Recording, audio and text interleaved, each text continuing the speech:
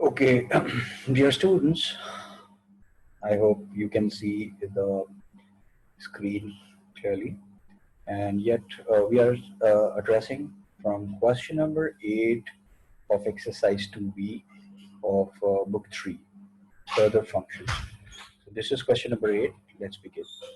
I have got this question in front of me stating that given that in fx, that is the function ax squared plus bx, if in this function we are going to place -2, we'll get an output of 20. Now, I hope you people remember that what I told you, that this is actually ax squared plus bx, right? So you can write this fx as in this form as well.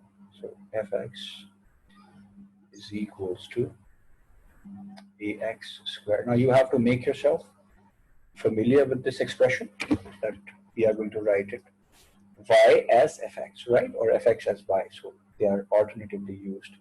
So what am I going to do? I'm going to insert this value of f -2, and I'm going to get an output of 20. That means if 20 is an output, when in place of x I get put -2 square plus b, that is with -2. So what, when I'll simplify this, this will become 4a minus 2b. All right, we term it as equation 1. Then what happens? We'll take another input, that is 32, when in place of x I'm going to put up 4. So plus b 4.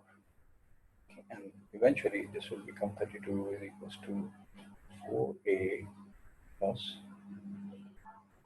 sorry, this is a square. All right, so let's correct this. No issue.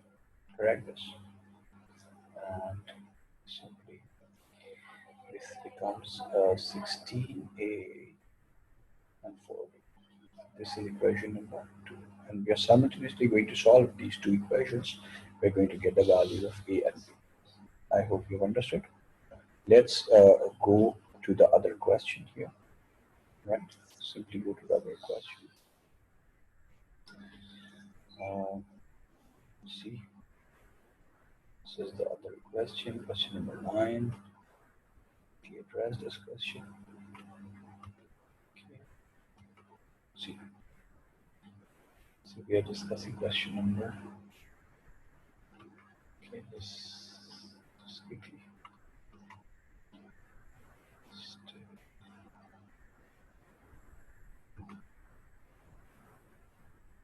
Use this as place.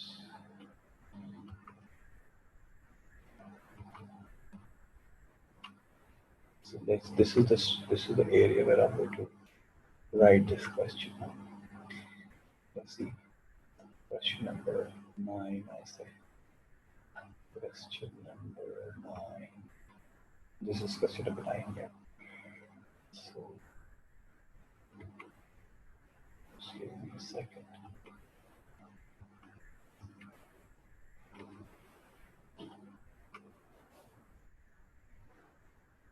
Okay, for question number 9, we have got this explanation that suppose we are going to write it here. We have got this function hx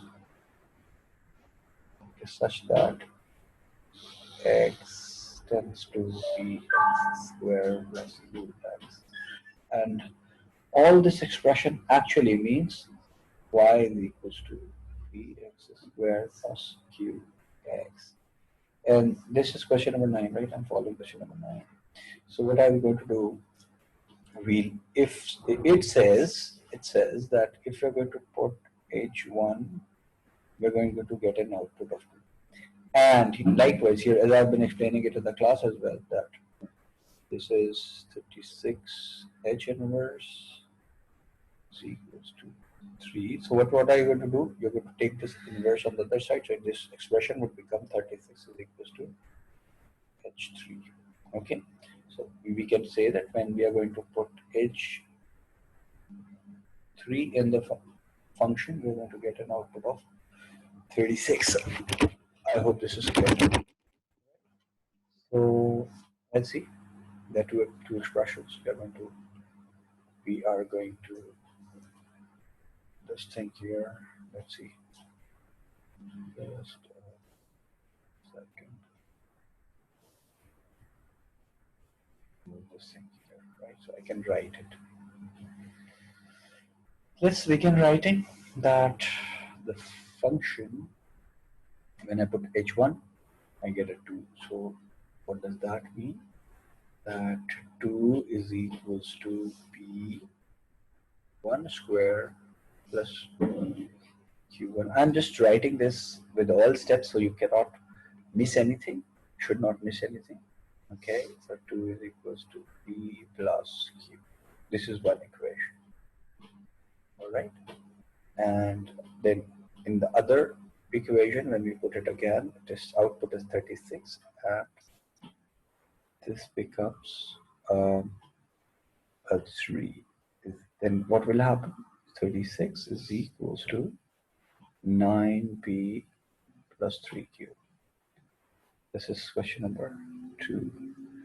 And of course, then we are going to equate this. Going to equate both of them, and we'll find a value of P and Q, right?